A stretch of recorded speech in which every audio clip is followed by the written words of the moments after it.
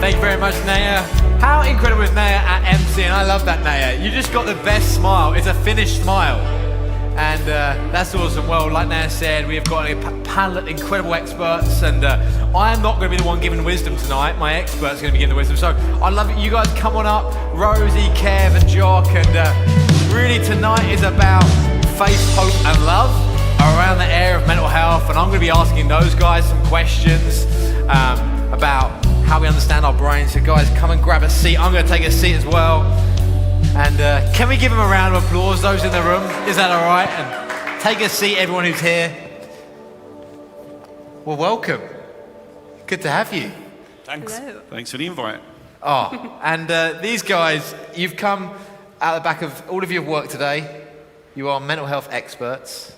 That is what you do, all different areas. You've worked all day, and now you've come to be with us tonight, completely just out of your goodness of your own heart. And we just want to say a massive thank you from behalf of Soul Church, Pastor John and Chantel.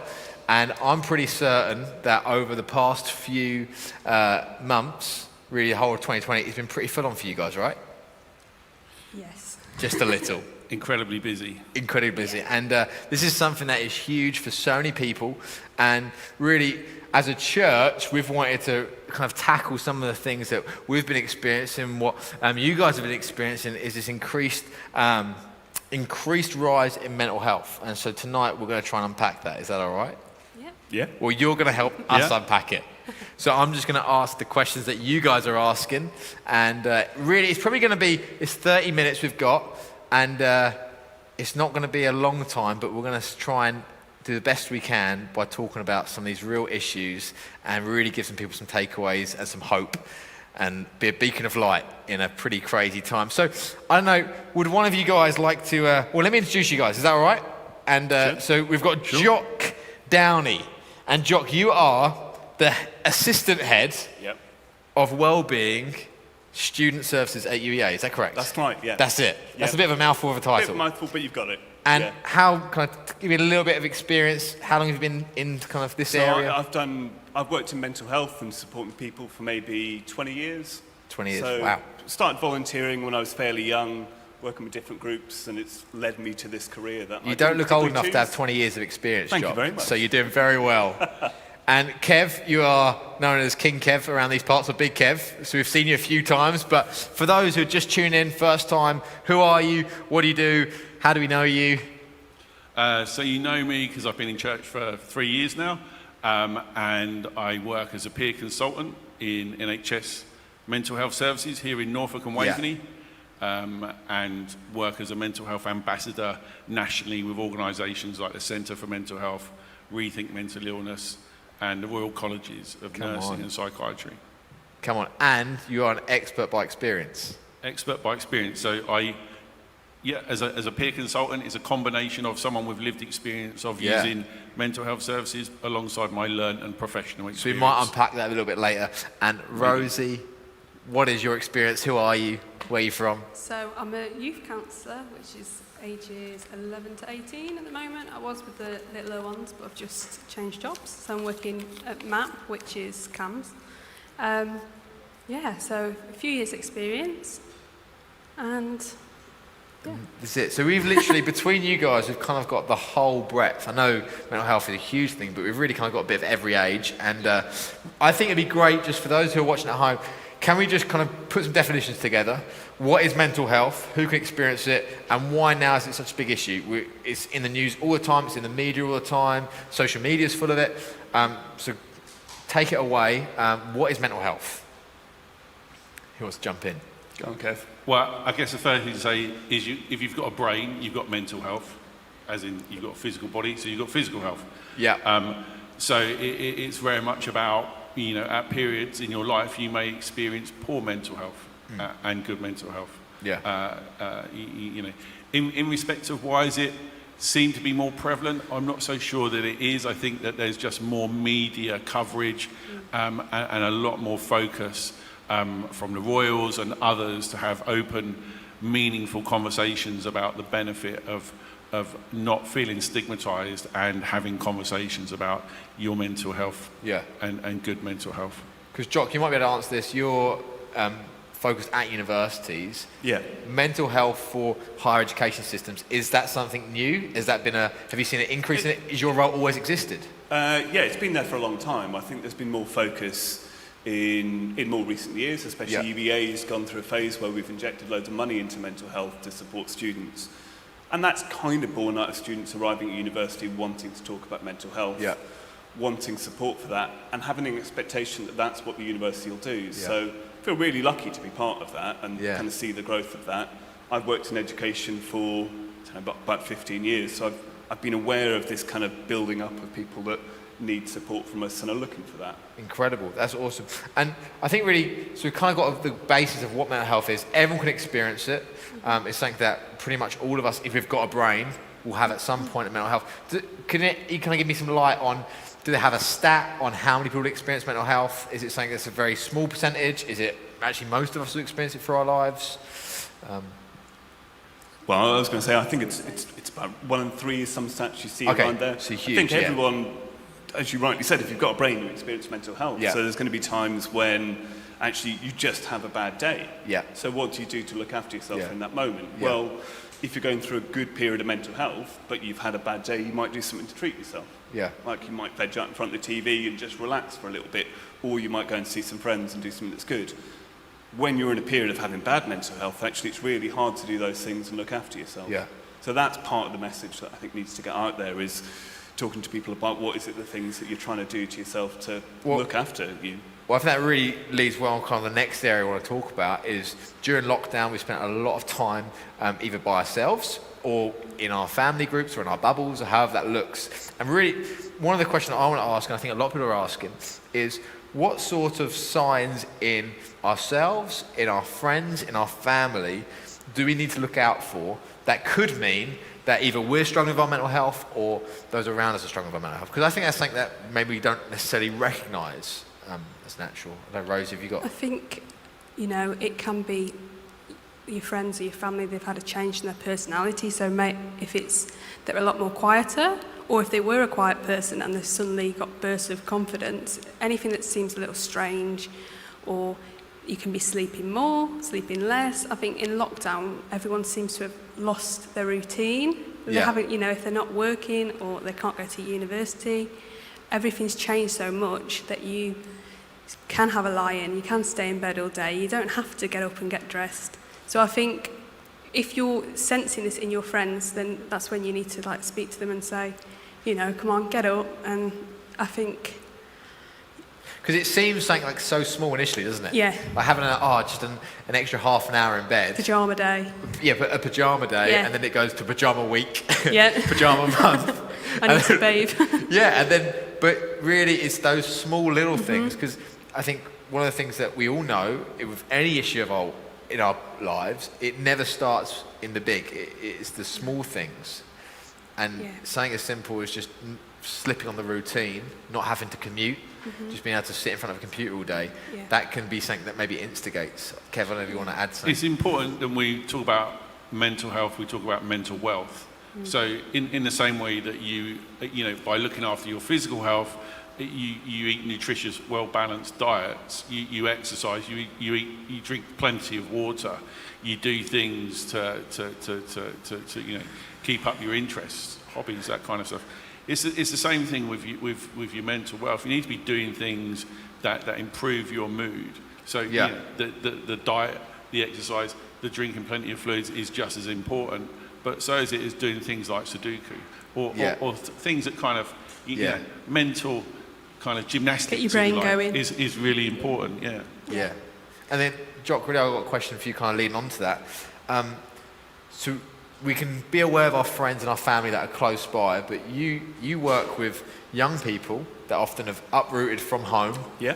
And so you must get contacted by parents, right? Who are saying, I'm concerned about little Johnny. Yeah, all the time. Yeah, and so how can we look after people who are not necessarily with it? I think that's something that can really help us in isolation when we're not necessarily seeing our friends in the same way. Is there a way of supporting others when you're in isolation? Yeah, I absolutely think so. I think kind of reaching out to people, reaching out to your friends and family, having those conversations, whether it's on Zoom or whatever network you can use, and try and be there for someone. Yeah. And actually, I think one of the things that we talk about a lot is mental health, and I think as a society we've got better at talking about that the past 10, 15 years. And maybe actually we need to move that conversation on a little bit to how we respond to people when they want to talk to us. And one of the things that I go on about a lot is listening. Yeah. And I think that's so vitally important for really hearing what's being said by someone that we're concerned about. So whether that's a friend or a family member, we have the conversation and it's time to sit back and really try and hear what they've got to say. And in those moments, that's when someone might be able to have a second where, because you're truly listening, they can find the courage to speak out about what they need to. Yeah.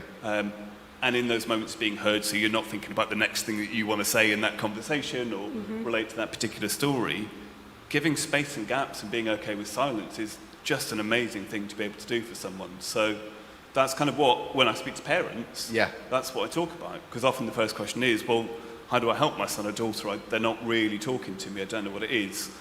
So I talk about listening, I talk about sitting in silence and it being okay and being acceptable. And that is actually something pretty incredible in today's world. Like, we don't sit in silence.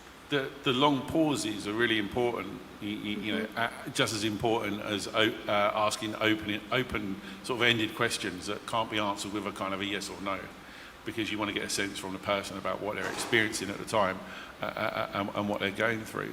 And I think, you know, it's really important that we know now that, you know, through COVID, some of the statistics that are coming out that there's a 30% increase in the last 8 months of people approaching mental health services looking for a short or long-term intervention.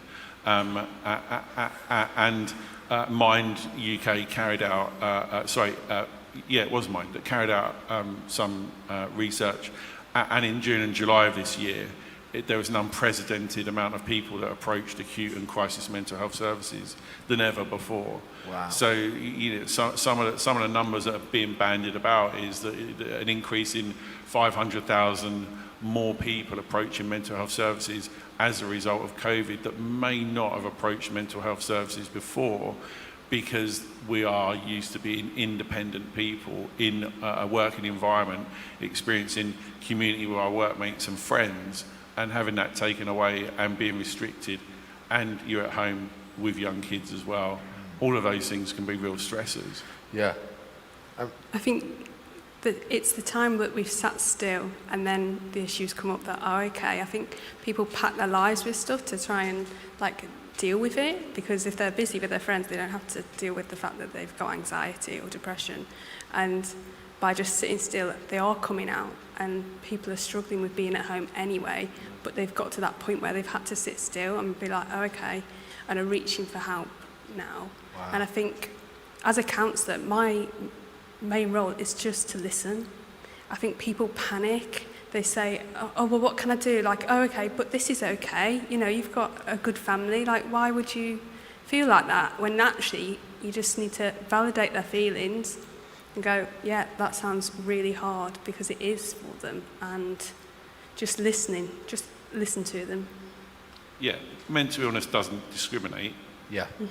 You know, I've had people say to me, well, what have you got to be depressed about? You've got a nice house, a nice car, you've got friends around you, you've got community. What's the matter with you? And it's that kind of conversation that you need to have that educates people that you're not choosing to feel that way in that moment. And experience, you know, depression and anxiety are real.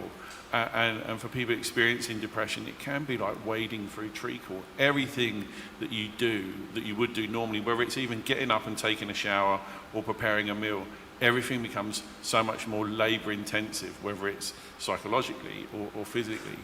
But something like listening, as simple as listening, can really alleviate that for the individuals going through it, or actually just the whole community, the whole friendship group, the whole family. Rosie, you work with young people, and I've got a bit of experience working with young people, doing the youth stuff, and they don't often speak. So I'm imagining that in a lot of your counselling sessions, there can just be a lot of silence.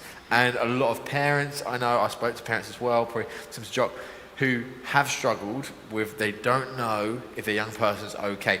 So when you're talking about this stuff, are you just sitting in silence for session after session, or do you find they break eventually? They break eventually. Yeah. So talk to them like a normal human being and get to know them, and that's how you'll probably get people come to you and spill it out to you because they're comfortable with you. Yeah.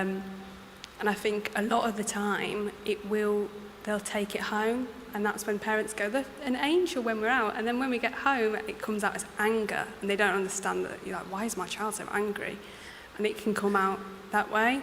Yeah. So I think a lot of the time they sit there, I'm fine, and actually they might just need some help for when they're not fine, and give them steps of, okay, when you're angry, this is what you can do, and talk about that in that sense. Yeah, and what if someone's watching right now, and we've got people from all over the world who are watching, and they are experiencing something, they don't feel 100% themselves, they want to talk about it, but they're nervous. What would you say to them? Is you the guys who, Kev, I know you've got lived experience of it, but as you often are the people that people open up to, what could you say to some of those fears, some of those anxieties that they're experiencing on why they don't want to talk to friends, family? First thing I'd say, it's okay not to feel okay. It is really important. It's really important as a friend, as a family member, that you listen, that you validate, that you don't try and find solutions to people's problems and bombard people with questions is not what you need from someone who's trying to, you need support with. Encourage people to go and see their GP. Also be mindful that, some of the barriers might be that people will feel that they will be stigmatized, that their friends and family will see them differently somehow, or they might be labeled in some way. And it's been really supportive and helping people to make that. It might be something like Kooth, as a digital platform for young people. It might be ringing a number that's, but it's starting a conversation. Yeah, because at the end of this conversation, we're going to put up some resources that people can use and go to from all different ages, pretty much everything. And there's so much more. These guys were sending me resources, and there's tons of stuff out there to help people. Rosie, I think you're going to jump in and say something. I think the biggest step is admitting, okay, I'm not feeling great. And I think if you're questioning it, do I need help? Then speak to somebody. And would you say, even if it was something where it could seem so minor, like I know at the start you guys were saying, if it was just having a pajama day that's gone into pajama week, and then you're not feeling great at the end of the week, even just talking about that, would you say that's okay? Yeah, I think it can creep up on you, and that's probably when I went through my experience of struggling with my mental health, actually it was months before I realised, actually I'm not okay. Yeah. But actually believing that was really difficult.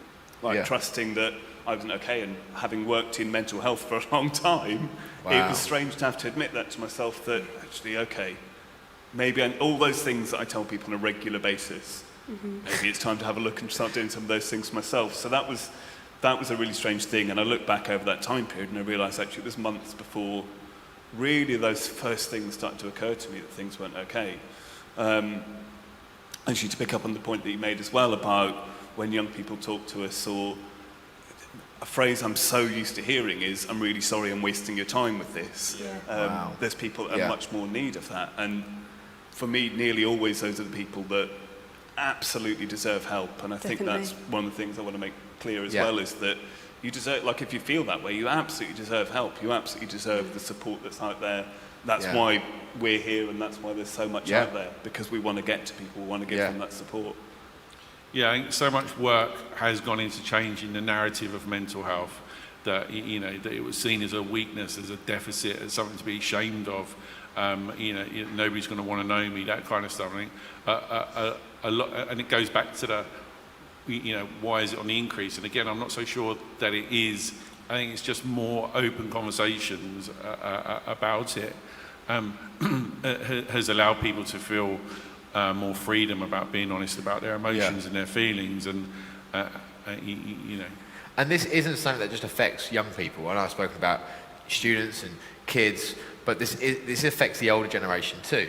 And I think there's a conversation we had that was actually saying that some of the elderly, some of the retired people have experienced just the same amount of mental health as well. I don't know.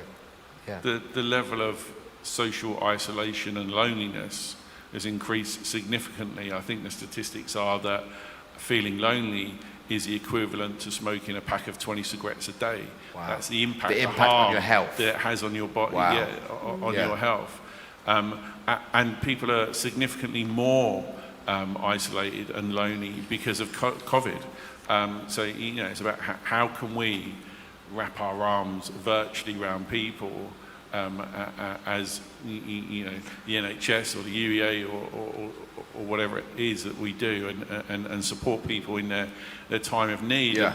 And actually, one of the barriers to reaching people in mental health for many years was a conversation about the use of technology, but actually through COVID, that's moved that whole kind of that barrier has disappeared because there are So so you're many saying, more. let's not use technology because technology is bad for mental health. Now we're in a point where we can only Yep. use technology, Well, so let's get on technology. Not necessarily whether it's bad, but whether it was safe. Oh, okay. So, but COVID has kind of addressed that now And because we've so created much, safe so much systems. more has appeared online. Yeah. I think going back to the sort of older Yeah. generation, I think due to when they're growing up, like mental health, you couldn't really go to your GP as openly as you can now. You couldn't go to speak to your school Yeah. or university, and it's been squashed for so long, and then it's presenting as they're getting older and older. So previously I worked with a man in his 80s who'd suffered with depression all his life and had come in his 80s. His to 80s, sort of- and this is yeah. the first time he got the help. Yeah. So even though there are people watching, they're like, I've been fine my whole life, but I've always felt like this.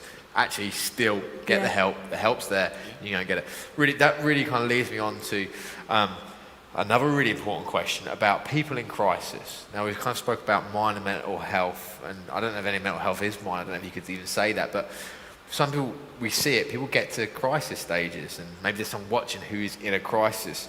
And as a church, often for many of the group leaders that are watching tonight, and people within the church, people can come to them in a crisis, and it can feel a little bit scary. What do I do? Maybe it's a loved one, maybe it's a friend, maybe it's a complete stranger. Maybe someone picks up the phone just because they know you're the friendly churchgoer down the road, and they call you because they're in a crisis. What do we do? How do we help? If someone informs us that they're suicidal, that's a huge thing. That can be a big pressure for someone.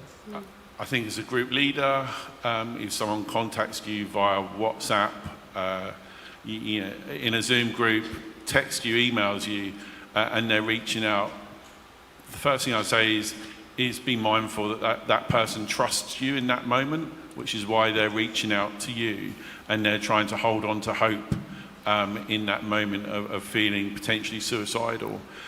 If someone does reach out to you in that way, then the first thing to do is try and contact that person back and have a conversation and some open questions about how are you feeling? Have you taken an overdose? Are you thinking of harming yourself? Do you have a plan in place for ending or taking your life? And if that person is in immediate danger, then the very next phone call is to the police, to call them. And don't think that the police aren't able to respond, because our police stations, our call centres within the police stations have mental health professionals embedded within those teams now. You've got some of the links and some of the numbers that are going to be coming up later. So the first response number, encourage people to ring that if they're not in a moment of where they feel suicidal but they're struggling with their mental health. Or that person may feel overwhelmed and may want you to ring that number on their behalf. Yeah. But if you're in that moment, In that crisis, Yeah. just get the help you need. just get the help you need. Take them on that journey, but go to the professionals, call 999. Yeah, Rosie. And don't panic. Don't Try not to be panic. panicked. Stay calm. Yeah. I think the fact that they have come to you is a massive thing and such a massive step of, I want some help, definitely. Yeah. And I go back to listening as well with that. Yeah. Like even if it's, we kind of said a small thing, and maybe it's comparable to having a cold to Yeah. having a heart attack. Actually, listening works in both circumstances. So the follow-up action is really important. Yeah. But actually, just in that moment when someone's telling you something, to be there with them completely can just be such an amazing thing for that person And that might be the thing that eventually gets them to accept help from the next person, whether that's the GP, whether it's the phone line that they call as well. So there's all those little steps. If you're one of the first people in that step, that's a really incredible opportunity that you've got. And I feel like actually something that's coming out of tonight already that I'm seeing is the power of listening. And I know we're in this series called Faith, Hope, Love, but actually there's so much love, there's so much hope in just being a listening ear to someone and saying and being prepared to be that person, which is absolutely incredible. And the importance of validating the situation that person's in, you know, because it's really important that you don't try and act as a mental health professional, as a psychiatrist, a psychologist, a mental health nurse, and try and, again, like I say, come up with solutions. You know, just assess the situation as best you can, and then just reach out by the contacts that we've given you, and then contact one of our senior leaders in church, would be a good thing to do as well. Yeah, definitely, and build the community, have people that can listen and go on that journey with them. Well, that's a really incredible answer, and I think that's a hope-filled answer as well. And that's what I loved about that, is that actually you guys are saying there is still hope, that if you're in that situation, it's okay to be in that situation, but you're not going to stay in that situation because you can get help and we can get you through that. That kind of then leads on to one of the big conversations that I hear people talk about, and one of the things that many people have wondered is, what does the journey look like to improve someone's mental health? Is there a set path that people go on? Like, same if I said I want to get fit, I've then got to start eating right, I've got to start going to the gym.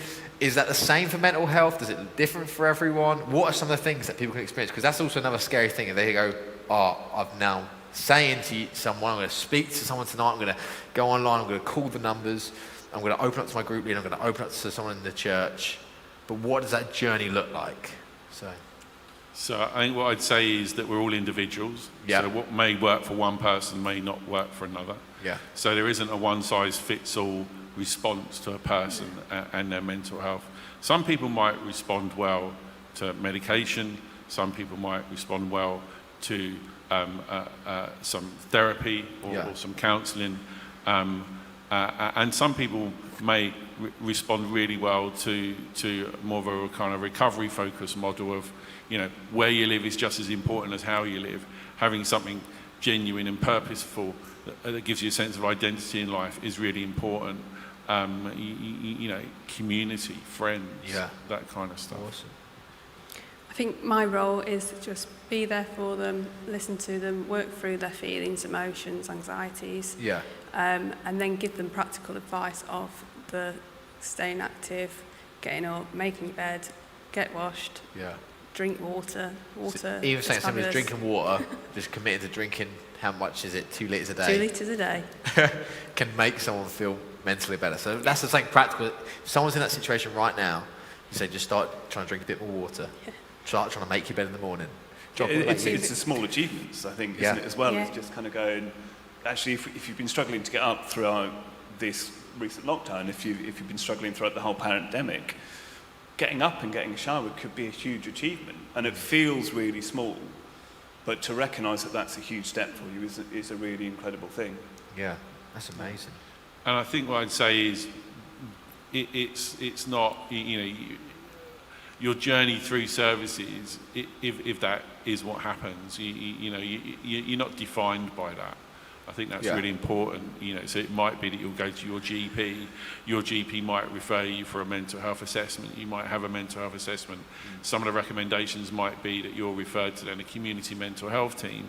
Some people may need a short stay on an inpatient ward on one of our crisis wards within the NHS, and some people may not. So you know, just be open and mindful about that. Yeah, I think I've been really lucky in my career to meet just hundreds of really, really amazing people who've got through stuff that's been, you know, when I sit and listen to what they've been through, and God, it really affects me, and I'm trying to work out how I would ever get past some of that. And then to work with people to the point of recovery is something I feel really honoured to do, and I'm really happy that this part of life has opened up for me.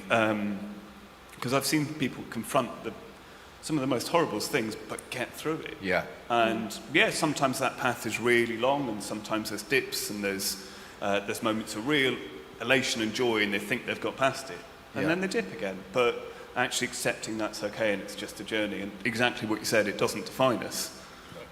No, you may be given a diagnosis, but you're not defined by that diagnosis. And, you know, people are always doing better than they think they are. Yeah. Because you are always your That's a bit worst, of a catchphrase around here, isn't it? Yeah, but you're always your worst Yeah. critic. You Yeah. always, you know, you're always You're doing giving better than yourself a you think hard you are.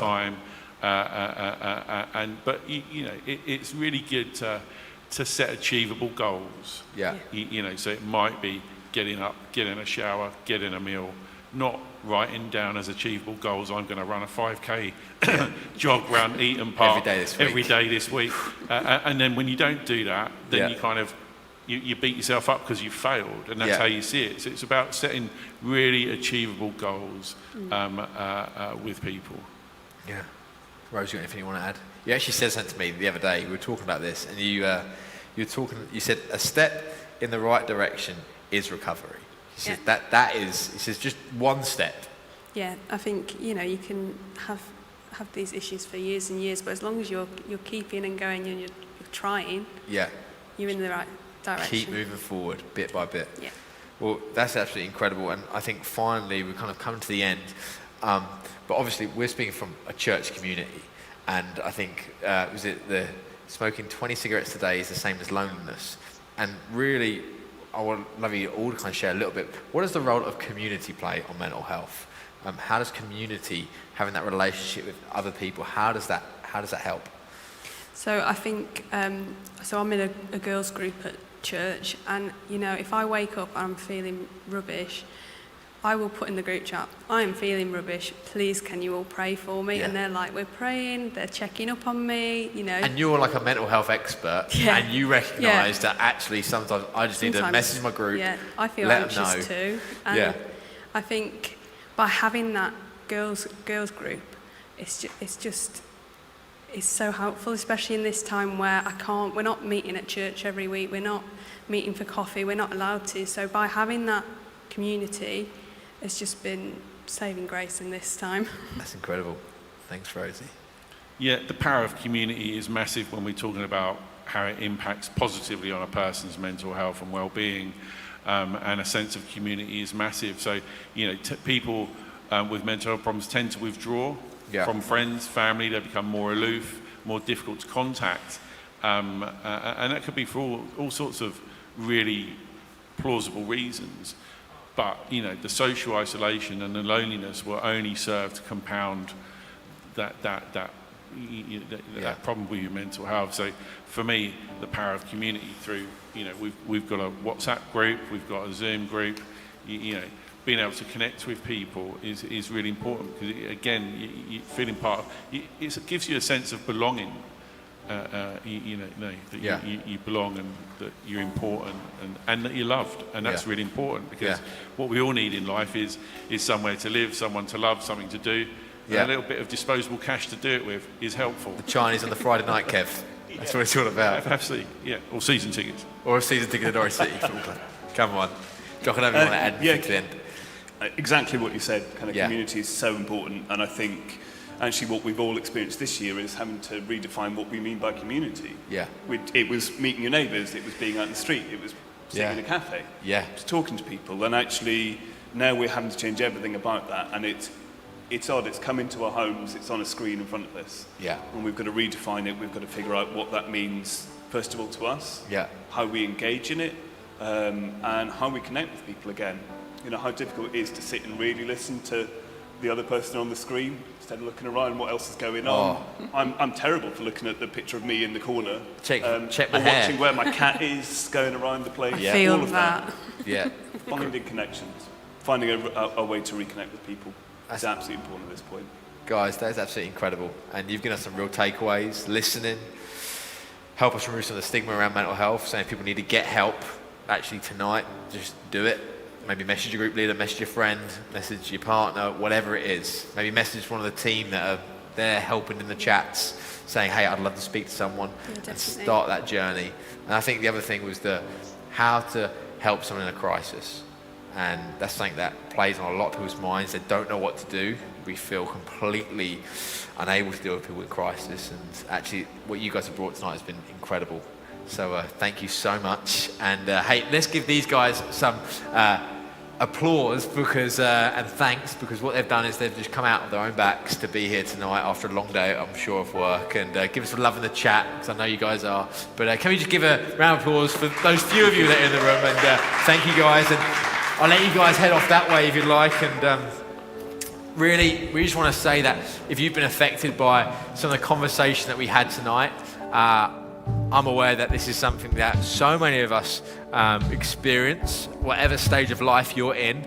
And there's going to be some things on the screen, some numbers on the screen. They might have already come up. I haven't seen them yet. But different numbers that you can contact, places you can email, websites you can visit to get the help that you need. And as a church, we want to say, hey, we're with you. We're standing with you. We don't want you to do this alone. And we also know that there is a God who loves you, who knows you. And he's bigger than everything you're going to face. And right now, actually, the team have prepared a song, a worship song, a place where you can reflect. And it's never about being alone. It's about a reminder that God is with you no matter what you're facing. And after that, I'm just going to come back and I want to pray for some people and just share a bit of faith, a bit of encouragement, because we've done the practical and then we're going to pass it over to God. Is that all right, guys? So, hey, maybe you want to stand, maybe you want to worship, but let's just take a moment to reflect.